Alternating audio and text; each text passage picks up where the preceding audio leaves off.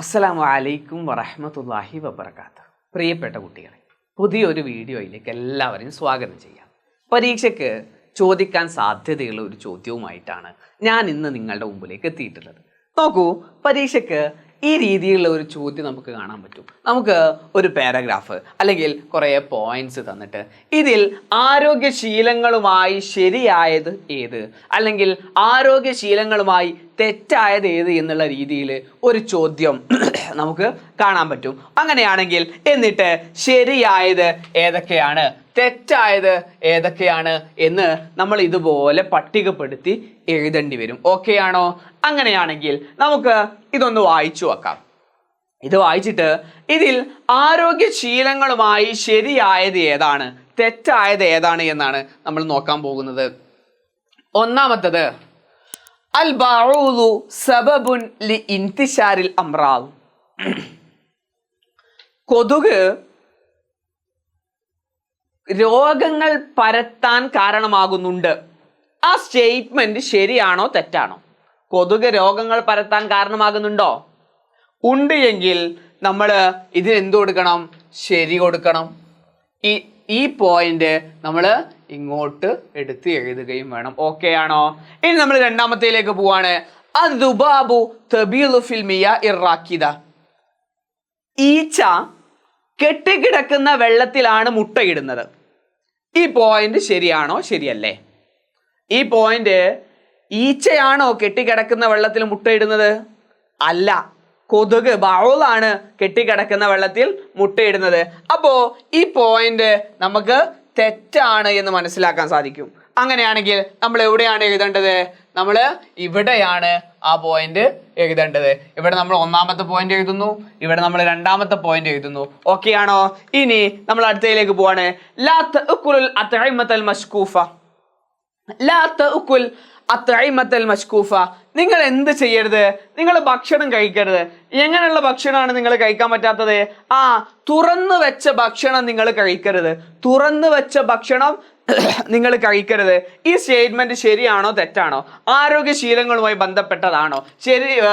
തുറന്നു വെച്ച ഭക്ഷണം കഴിക്കരുത്, ശരിയല്ലേ? അടച്ചു വെച്ച ഭക്ഷണമാണ് നമ്മൾ കഴിക്കേണ്ടത്. അപ്പോ ഇത് ശരിയാണ്. നമ്മൾ ഇങ്ങോട്ടേക്ക് എടുത്തെഴുതാണ്. മൂന്നാമത്തെ സെന്റൻസ് പോയിന്റ് നമ്മൾ എങ്ങോട്ട് എഴുതണം? അങ്ങോട്ട് എഴുതണം. നാലാമത്തെ നമുക്ക് നോക്കാം. ആത്തിത്വാം, ഭക്ഷണം ചെയ്യാ അടച്ചു വെക്കുക.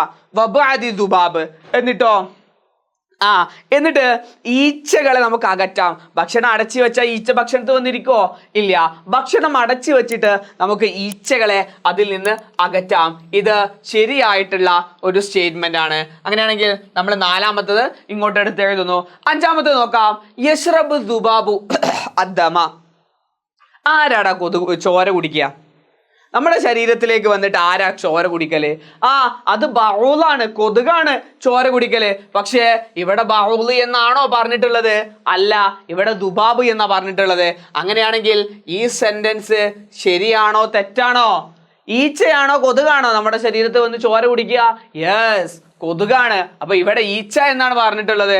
അപ്പോ ഇത് തെറ്റാണ് നമുക്ക് മനസ്സിലാക്കാൻ സാധിക്കും. ഓക്കെ ആണോ? അങ്ങനെയാണെങ്കിൽ നമ്മൾ ആറാമത്തേത് നോക്കുന്നു. അൽ മാഉൻ നഖിയ്യ് സ്വാലിഹുൻ ലിശുർബ്. അൽ മാഉൻ നഖിയ്യ്, ശുദ്ധമായ വെള്ളമാണ്.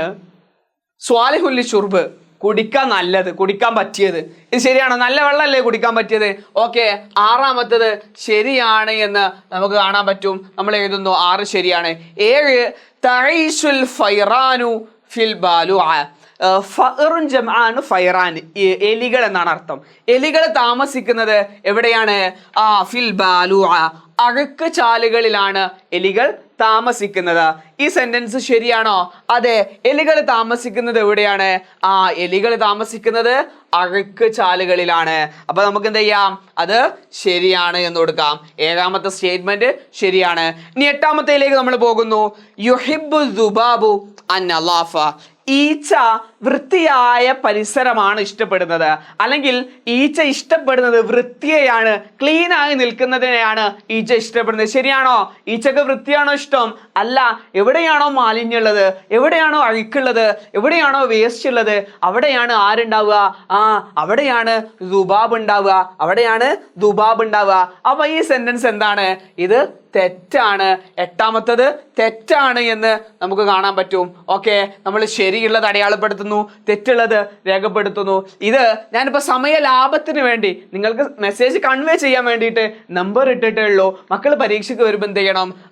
ഓരോ സെൻറ്റൻസും മുഴുവനായിട്ട് ഇങ്ങോട്ടേക്ക് എടുത്തെഴുതണം. ഈ രീതിയിലുള്ള ചോദ്യങ്ങൾ പരീക്ഷയ്ക്ക് ഉണ്ടാകും എന്നാണ് നമ്മൾ പ്രതീക്ഷിക്കുന്നത്.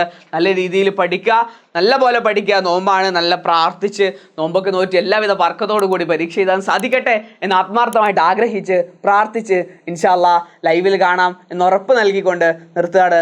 മാസ്സലാം.